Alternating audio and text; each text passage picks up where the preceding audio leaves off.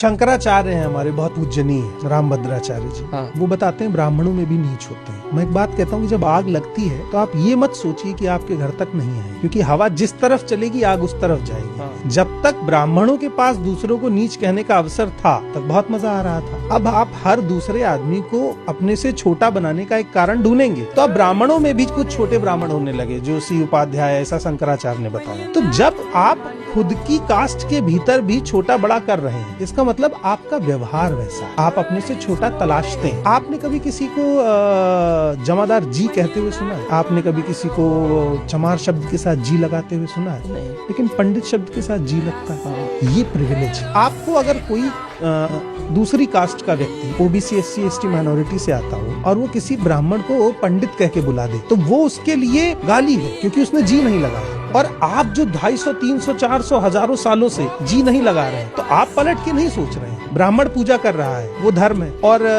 बाकी लोग जो काम कर रहे हैं वो काम है। पंडित जी पैसा नहीं कमाते हैं क्या पूजा करके? धीरेन्द्र शास्त्री बहुत बड़े कथावाचक, कथा करते हैं, पैसा लेते हैं ना। तो फिर बाबा का है कि आप व्यापारी हैं, आप धंधा ही तो कर रहे हैं, कथा का धंधा कर रहे हैं। सबसे बड़ा फ्रॉड तो इस देश में एक बाबा ने कर दिया, जिसने कोरोना दवा बेच दी कह के कि इससे कोरोना ठीक होगा, और विश्व की कोई कंट्री कोरोना की वैक्सीन नहीं बना पाई। और वो बाबा कभी मेडिकल कॉलेज नहीं गया है और लोगों ने खरीद भी ली, 500 करोड़ का व्यापार हो गया, उसके बाद उस पर रोक लगानी पड़ी। 14 प्रोडक्ट्स बैन हुए रामदेव के उत्तराखंड में। घी भी क्वालिटी मानकों पे खरा नहीं उतरा और वो स्वदेशी के नाम पे सब बेच दे रहे हैं। इसलिए 5 साल में बाबा रामदेव ने 1874 करोड़ रुपए के केवल विज्ञापन दिए। तो प्रॉफिट इमेजिन करिए।